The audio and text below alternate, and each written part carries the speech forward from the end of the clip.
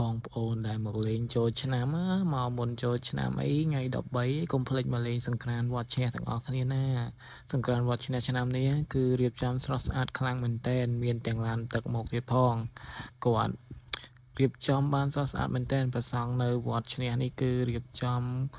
តុបតែងលម្អស្រស់ស្អាតខ្លាំងជាងឆ្នាំមុនទៅទៀតគឺ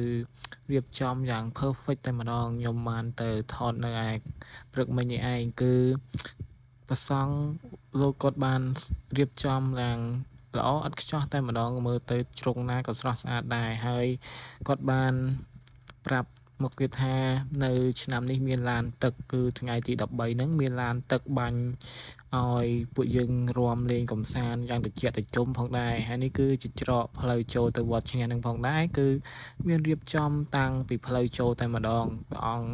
គាត់បានបោសសម្អាតផ្លូវហើយរៀបចំតាមផ្លូវនឹងមានដាក់ជាទង់ជាតិក្រមាធ្វើជាពីដានរៀបចំតុបតែងលម្អស្រស់ស្អាតខ្លាំងមែនទែនអ្នកទាំងអស់គ្នាឃើញនៅក្នុងវីដេអូនេះហើយគឺព្រះសង្ឃនៅវត្តឈ្នះនេះគឺរៀបចំតុបតែងពូកែរៀបចំខ្លាំងមែនទែនអ្នកទាំងអស់គ្នាមកលេងពិតជាមិនខកបំណងឯហើយវីដេអូនេះដែរគឺការរៀបចំតុបតែងនេះអត់ទាន់បានហើយ 100% ទេគឺបានប្រហែលជា80 ទៅ 90% តែប៉ុណ្ណោះប៉ុន្តែមើលទៅជ្រុងណាក៏ឃើញស្អាតខ្លាំងមែនទែននៅក្រោមដើមពោធិ៍នេះមានដាក់តាំងរូបសម្រាប់យើងថតអីចឹងទៅហើយមានបង្គោលនេះផងដែរគឺយើងរាំនៅជុំវិញហ្នឹងហើយនៅខាងក្រោមបង្គោលនឹងដែរគឺមានរៀបចំផ្លែឈើដូចឆ្នាំមុនគឺរៀបចំផ្លែឈើបហូរហៀមែនទែនហើយនេះគឺកន្លែងថតរូបណាតិចទៀតនៅក្រោមដើមពោធិ៍តិចហើយថតរូបបានស្អាតមានជាផ្ការំដួលអីនៅខាងលើក្បូរក្បាច់រចនាមែនទែនហើយខាងនេះមាន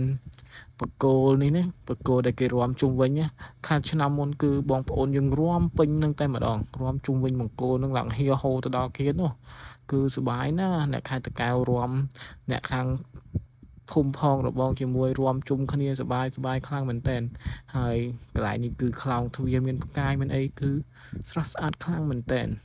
មើលឃើញហើយចង់តែថតរូបទេហើយចាំមើល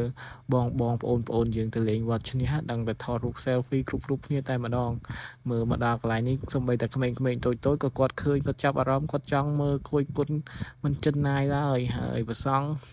ខ្ញុំនៅតែកោតសរសើរប្រសង់នៅវត្តឈ្នះគឺគាត់ព្រះអង្គគាត់មមាញឹកការតុបតែងស្រស់ស្អាតខ្លាំងណាស់ហើយមើលជ្រុងណាក៏ស្អាតដែរខ្ញុំថតប្លង់នេះប្លង់នោះនឹងមិនទាន់រៀបចំឲ្យ 100% ផងបើរៀបចំ 100% នឹងស្អាតខ្លាំងយ៉ាងណាទេហើយនេះ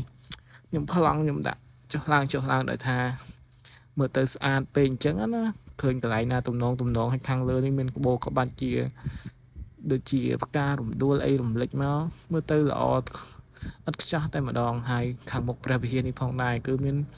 ជាខ្លោងទ្វារជាអីគឺស្រស់ស្អាតខ្លាំងមែនទែនមានកន្លែងព្រះពុទ្ធបដិមានេះផងដែរគឺរៀបចំតុបតែងលម្អស្រស់ស្អាតខ្លាំងមែនទែនអត់មានអីពាក្យនិយាយក្រៅពីពាក្យថាស្រស់ស្អាតទេបើបងប្អូនកុំភ្លេចមកលេងផងណាអ្នកតែតាមដានទស្សនាវីដេអូនេះនៅក្នុង YouTube គឺឃើញវីដេអូនេះហើយកុំភ្លេចមកលេងកំសាន្តរាំលេងនៅថ្ងៃទី13មានឡានទឹកបាញ់